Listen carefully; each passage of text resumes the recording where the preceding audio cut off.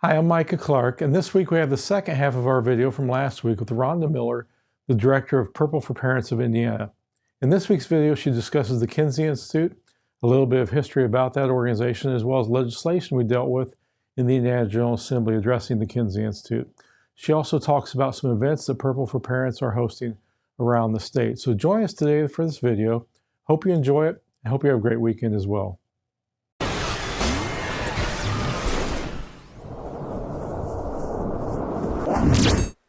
Let me pivot a little bit.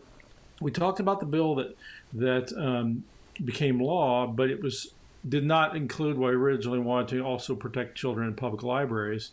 I know my own library in Hamilton County has moved adult material out of the children's section into the adult section, and that was a battle and a half. And you'd think that we were doing something horrible just trying to protect children there. I know you've encouraged your supporters to keep an eye on libraries, and you had a project in June especially about what are the libraries displaying on Pride Month and other things. Tell us about that project and how that's going. Yeah, so we had put out a notice across the state for parents to go in and taxpayers to go in and take pictures of the Pride displays at the public libraries. So we did receive numerous pictures, and we've kept a file of them, and we're going to have those ready available when we try to go after the public libraries. So we were pretty successful at it. I will tell you that there were some libraries that we got word that no, there's no display there. So we're hoping that the pursuit of this material and getting it taken care of is making libraries second guess whether or not they want to proudly display this material, right? So I'm very thankful for our members that actually did that, and so we'll see how that plays out. But these libraries, I know one library in particular who celebrates when they put that Pride display up, and is very upset now because we're coming after them and they know it. So I think that was a very successful effort, and we did accumulate a lot of displays and a lot of pictures that we will use going forward. Well, I assume a library could do a Pride display, even though I don't think it's a good idea, that maybe doesn't have some of these books. Well, isn't one of the books, is it called Gender Queer? And isn't it one of the more graphic books? And are those in some of those Pride displays? Yes. Yeah, Gender Queer is in several of those Pride displays, and it is a very pornographic book. And those are the kind of the books that we were really targeting to find out what they're really putting on those displays. And Gender Queer was one of them. And that's one of the ones that I just have to tell you, not only did I work the state level, but I will tell you, I gave 3 copies of books to Congressman Jim Banks when I saw him at a Lincoln Day dinner, and Gender Queer was one. Let's Talk About It was another, and This Book is Gay, which is basically a step-by-step manual on having any type of sexual encounter you can dream of. It tells them how to specifically do it. So I gave him those 3 copies. So we've used Gender Queer in a number of instances. Tell us about your event coming up in August, and because I know you were shut down by Eventbrite for this. I mean, you were they tried to cancel you for one of your events. Tell our audience about that event coming up.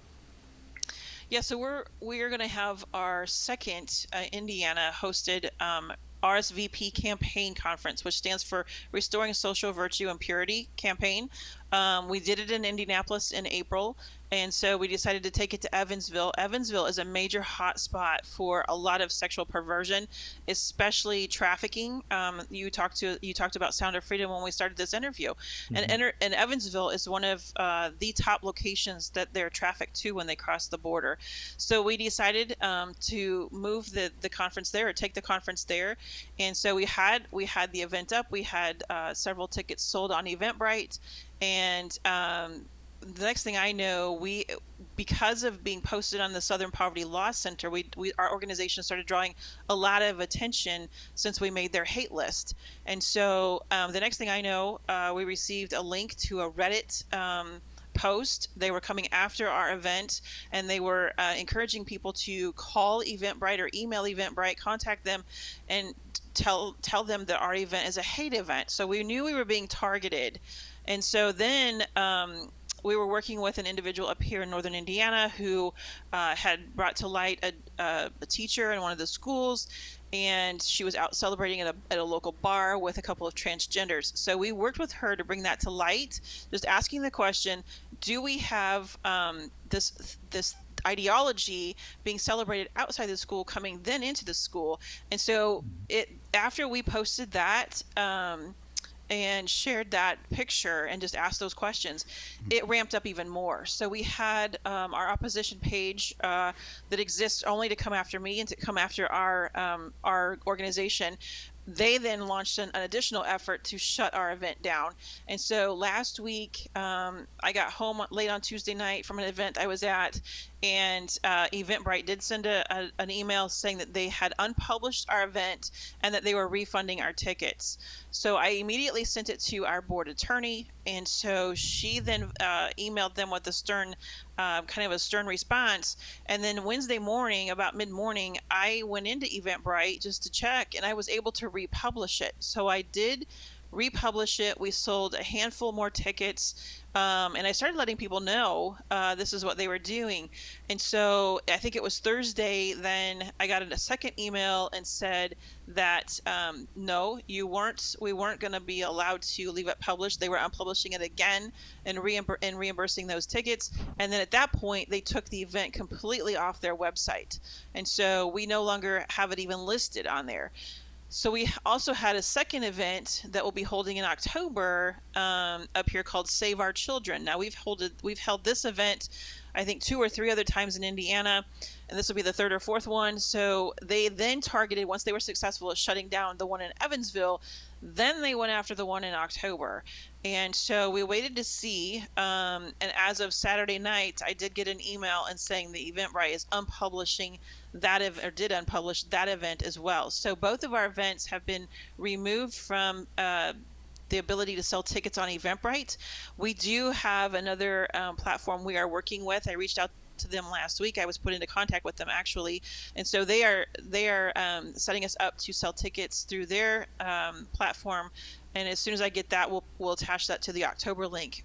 Unfortunately, with the time frame involved, August is tough, and so we're telling people that they can come to the door, or they can buy their tickets and just donate the $40 on our website. So, but to give you a little bit about this conference is very, very powerful, which I think is one of the reasons why they really after us so hard, because it really exposes what happened when Alfred Kinsey from the Kinsey Institute in Bloomington, when his books were published in 48 and 53, our laws changed. And that was all by design. The Rockefeller Foundation funded him. He was protected by the CIA. And so they all worked in tandem to target our laws. We were working at that point on common law, which is based on God's law, the Bible. And it took us from that to what we now operate on is the model penal code. And so when that happened, all of the laws that protected women and children were severely lessened. And so that is why today when a pedophile or a rapist or a child molester, they get charged, oftentimes those crimes are negotiated down. The penalties are negotiated down. That is why.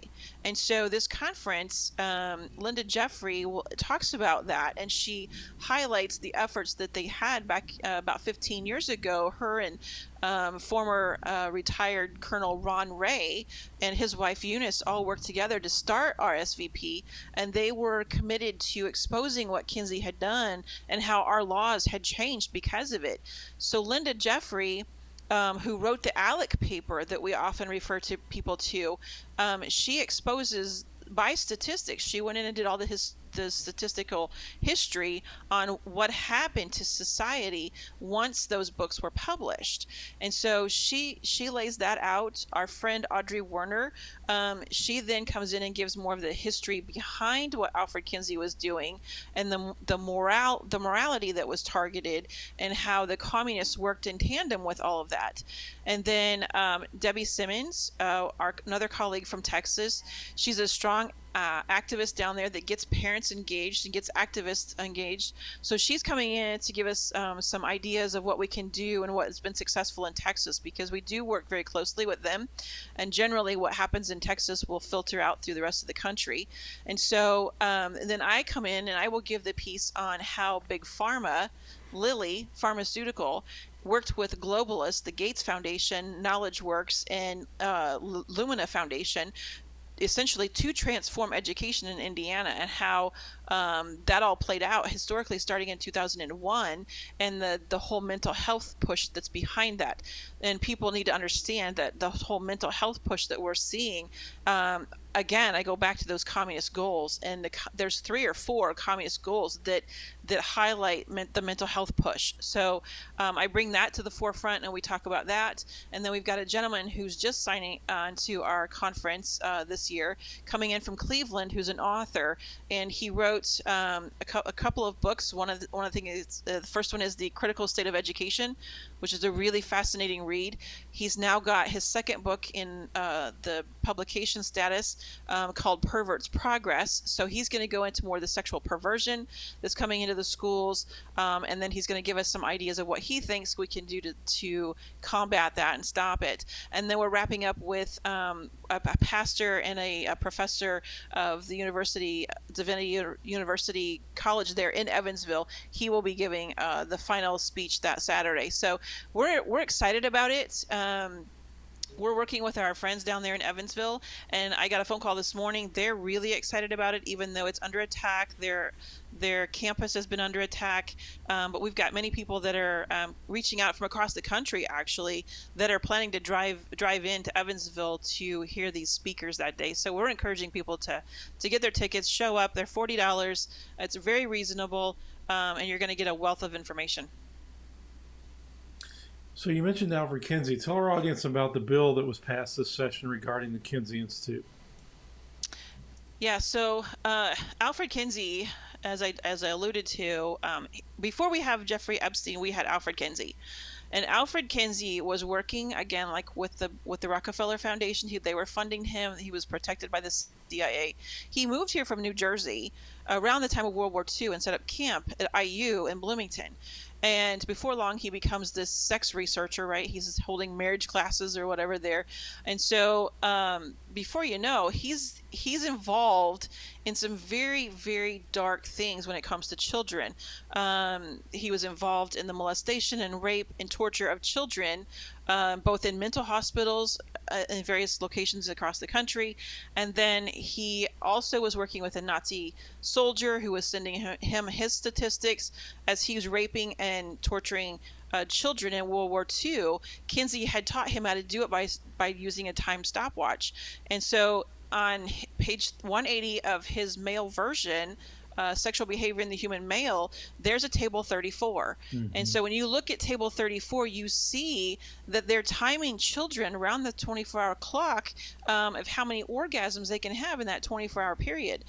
And Dr. Judith Reisman had actually exposed this when she discovered it after her daughter was sexually molested by a neighbor boy who had been looking at pornography.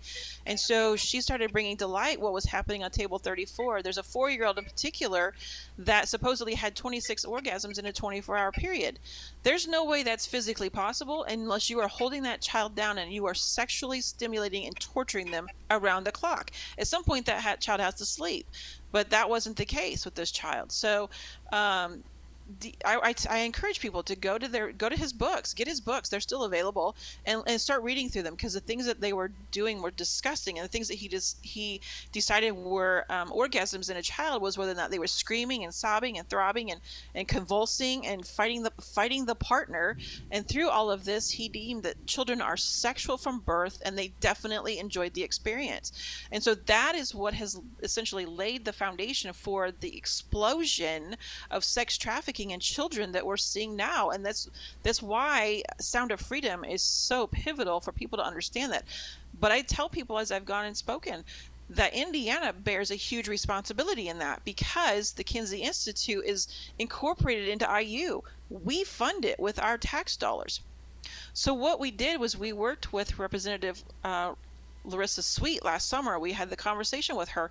What can we do to go after the Kinsey Institute? We had a draft piece of legislation, and so she agreed to carry it, and so she drafted it. We held on to it. We didn't want to file it as a bill. It was a budget year. Every other year in Indiana is a budget year, so we knew we could go after the funding, and it had been suggested that we target that first, and so she laid low until the budget started moving, and once the budget came up on second reading is when she was able to push that amendment forward. They agreed to it in caucus. We're told they agreed to let her bring the amendment forward, and then but they weren't prepared for her speech. and so when she went forward and she laid out some of the crimes of Kinsey and just raised the question, what else was going on at the Kinsey Institute, it became a real hot scenario real fast on the House floor. And so she held her own. I'm very proud of her for doing that. And it did pass. She put them on record having to vote whether or not they were going to defund the Kinsey Institute, which I think has upset a lot of legislators too, because they don't like to go on record necessarily. And so we did get a roll call vote on that, and thankfully it overwhelmingly passed. And we watched it very closely as it went over to the Senate. And we sent in two former representatives to go in, and they had actually been fighting the Kinsey Institute for years back. And so they went in and were having multiple conversations with the senators, telling them the things that they had seen and witnessed with the Kinsey Institute. So it did stay intact, and I'm very thankful to say that as the budget came through and was finally voted on, that we as Hoosiers defunded the Kinsey Institute of taxpayer dollars. Well done. And I know this is a difficult topic for a lot of people to hear, but it is the world in which we live, unfortunately. Rhonda, tell our audience about how people can support and learn more about Purple for Parents and what you're doing, websites, anything you'd like to give out about that for people to learn more about your organization. Yeah, so we do have a presence on Facebook where most people like to camp out. So you can find us on Facebook. We also have a Telegram channel, and then we also have a website, purpleforparentsindiana.com, where you will find a lot of resources that we put up there. We do have a YouTube channel. We have a Rumble channel as well, and we can also have a donation button on our website. I don't get paid to do this. I do feel like this is where the Lord has put me. This is where my ministry is at, and is protecting children across the state. And so we do rely on donations that come in. So if you feel called and led, please join forces with us. Help us get the word out about these conferences. We do hold them across the state, and so we would love to bring them to your community to help you understand what's really going on and what's really working behind the scenes, and exposing all of the demonic forces that are attacking our children. And there's also on our website the report. It was the last big report that Dr. Reisman actually published. She and I worked on it together, that exposes the crimes of Alfred Kinsey, the link to the CIA, and the Rockefeller Foundation. So I would encourage people to print that off and read it. It's a great resource. Well, Rhonda, thank you for joining us today. A lot of deep stuff. I appreciate what you're doing. I know you've got a David and Goliath battle going on for the innocence of children across Indiana and across the nation. So thank you for all you do, and thank you for the research you do and the information you provide, and for the work you do at the State House and around the state. I really appreciate our friendship and working together, and the information you provide me often too. Yep, it's a pleasure working with you, Micah. Thank you for having me. Well, thank you, and appreciate you being on. Well, folks, I know this is a lot of heavy stuff. I encourage you to get involved with Purple for Parents, learn more about them, pay attention to what's going on in the State House, libraries, other things you see. If you see something of concern, let Rhonda know along this topic, because she does have a good team behind her who can help you with that. But we'll have the information in the email that you received, and in links below as well for the event that Rhonda's hosting. So for Micah Clark and Jeff Howe with American Family Association, thank you for joining us today, and have a great weekend.